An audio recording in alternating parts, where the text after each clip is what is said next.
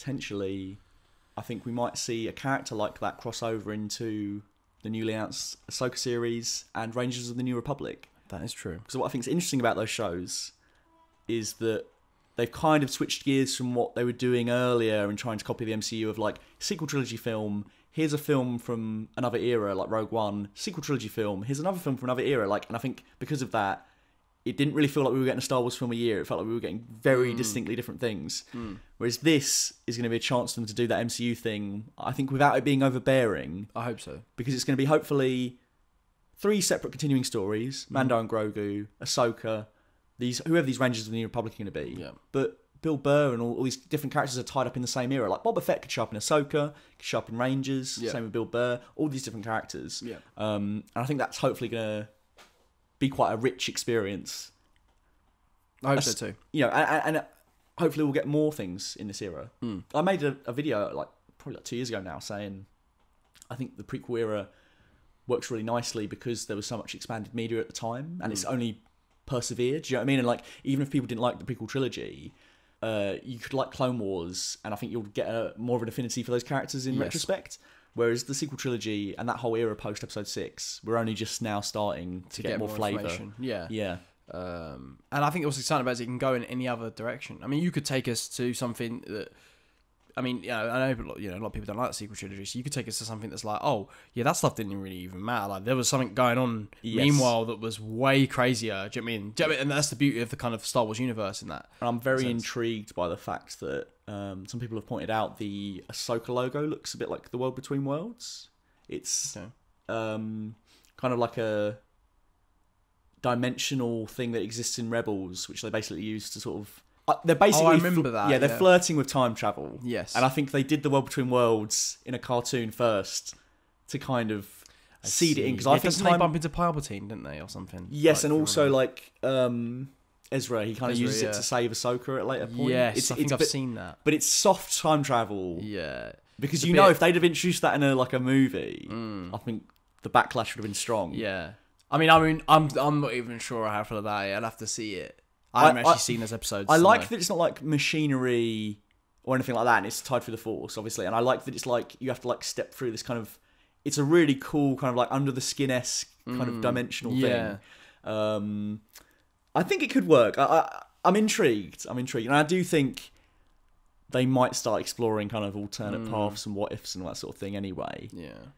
So I wouldn't be surprised if that's what Ahsoka's setting up. Yeah. But Rangers of the New Republic seems like a really good opportunity to just give us what's going on in that world at the time. And that's the one set in the High Republic era, right? No, that's the one. Rangers of the New Republic is set at the same time as Ahsoka and Mando, I believe. It's post Episode 6. Oh, really? Yeah, 'cause it's the New Republic, isn't it? Oh, of course. So who's the one? What's the High Republic thing?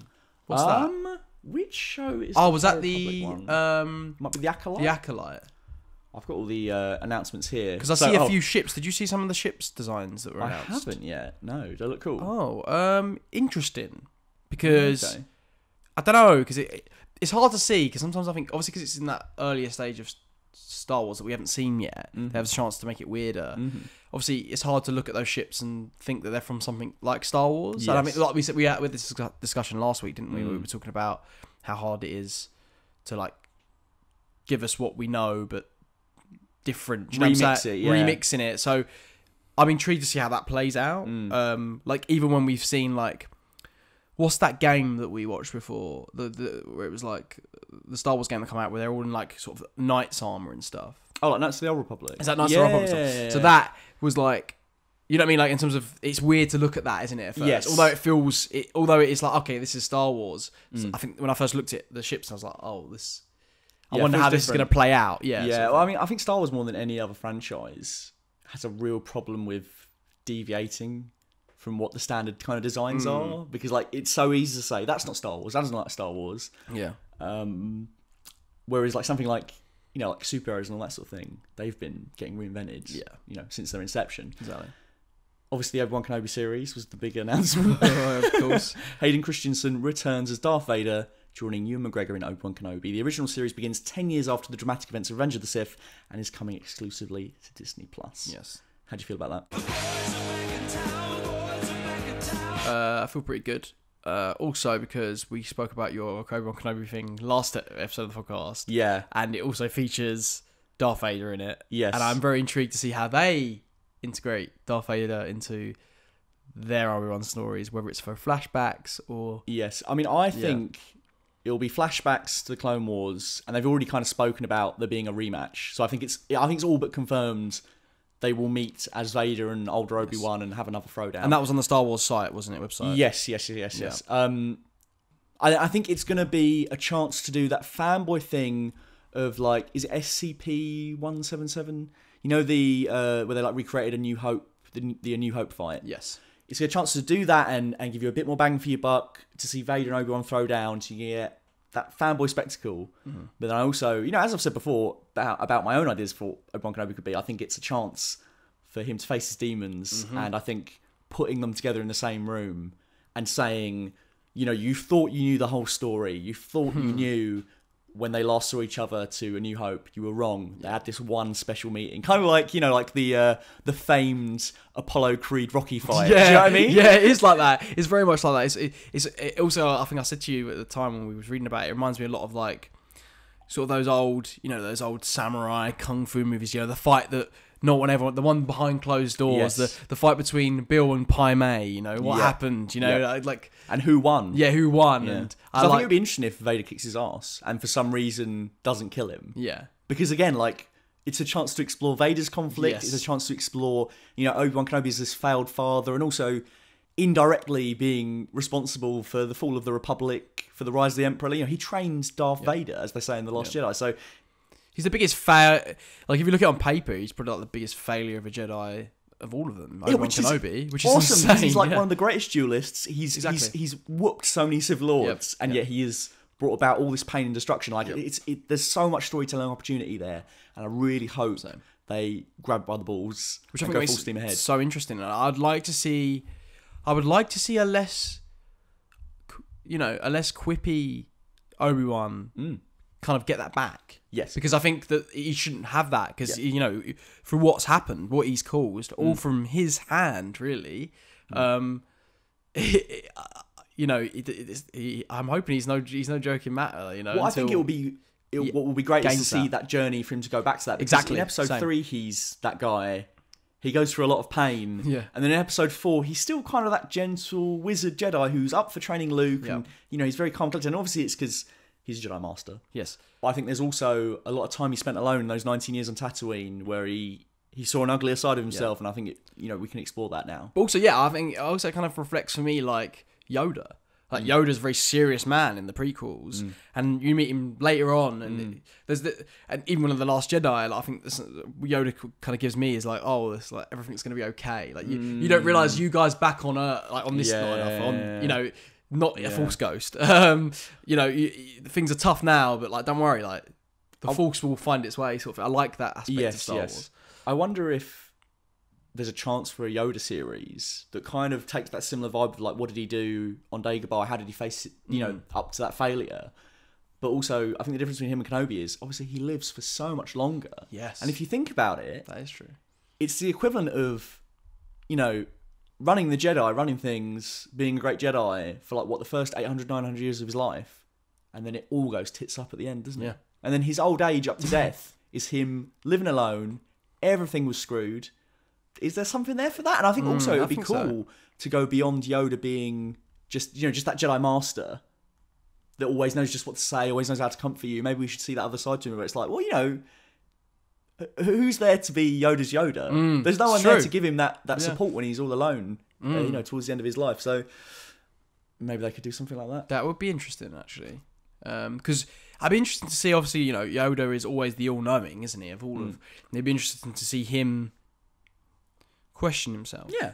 Because we've never really quite seen that. Obviously, we have moments of it in Revenge of the Sith where he's like, oh, okay, well, you know what I mean? Yeah. Didn't see this. How did I not see this? Sort of thing. But it'd be interesting to see him not beat himself up a bit more, but do you know what I mean? Like, because we've only ever seen him be the one that everyone goes to. Yes. So I think that is an interesting... Yeah. And you never see him deal with any of the emotional output of losing all the Jedi. Yeah. No. But it's because obviously Jedi are supposed to suppress that, but was there a time when when he faltered? That's what's good about seeing Jedi fuck up. Yes. You know, is they can't always be these perfect paragons of truth Exactly. and of peace. More often than not, they're soldiers. Yeah.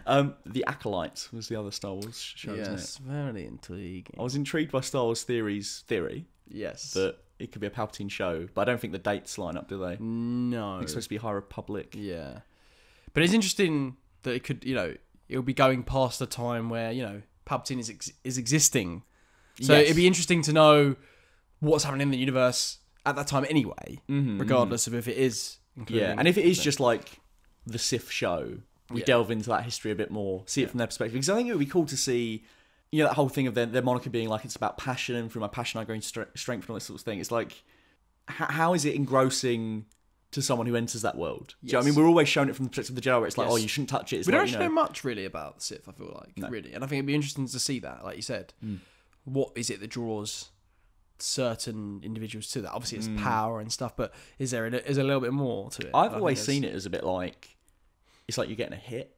Like you're high almost on the power. Yes, like 100%. that's why Palpatine loves it so much. Do you know what I mean? It's like it's like the Ring. Yes, almost. yes. Yeah, like you get a little taste for it. It's like, oh, you can save people. You can do these things that you can't do. You just have to sell your soul a little bit. Almost, it's like I get the yellow eye, and my body starts to get decrepit, but I've got all this power and energy, and I can do all these things. Yeah. And it's like, oh, I'm strong right now, but Mace Windu over there, he still can beat me up. But like, if I do it, if I touch the dark side, a little bit, Are we turning right now? Playing with the ego. That's what it sounds like. The playing of the ego. Amazing. What did you think of... I'm just going to try and round up the rest of the Investor Day announcements. Oh, yes. There was Patty Jenkins, Star Wars Squadron. I mean, I loved everything about this. For starters, it was more just like, I loved this idea of like having the director just come out and just talk passionately, almost pitch to the audience how they would in like a pitching room.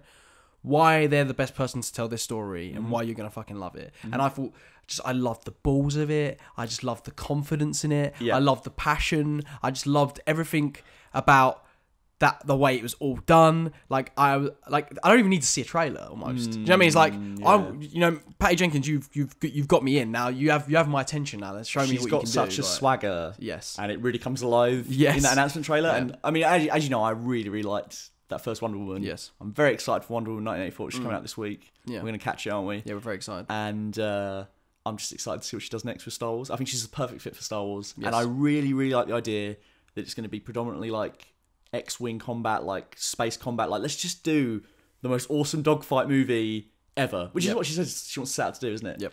And then she tied it back to her father, I believe. Yeah, I think she said herself that she'd flown as well, so she knows how to fly. And she said her father was really, big pilot or something. And I think, of course, it's hitting on the theme of family. Exactly. And she was saying like the perfect opportunity come out where Star Wars are my two favorite things, and that she wants to make the greatest spaceship movie, like piloting movie. I was like, well, yes, perfect. This is what we need. And it is also, it's coming to a theatrical release. Yes. Confirmed. So that's very exciting. That is very fucking exciting. It was the only thing I'm a bit worried about was seeing all these Disney Plus shows. Although at the same time, and obviously there's a lot of tension at the moment, isn't there, because of Warner Brothers' decision to drop things on HBO Max next year. But I do think I'm quite optimistic about seeing a lot of these MCU properties and Star Wars properties go to Disney Plus, because I do think what it will do potentially is leave more room for other blockbusters and also other types of films. Because if we start to get to a stage where Star Wars, every time they drop a Star Wars film, the reaction is so divisive, but every time we drop a series where there's like 8 to 10 hours to really delve into the tale, really get fans on side, then they're going to keep going down that track, aren't they? Yeah. And maybe stuff like Star Wars Squadron will become few and far between, but we'll make sure they are gems, and then there's room for other stuff to come out. Exactly. I hope so anyway. I hope so too. We said that, I remember we saying that like after Rise of Skywalker anyway, I think we said like we want Star Wars someone to just go to TV for a bit, because just to give everyone a breather and not oversaturate the market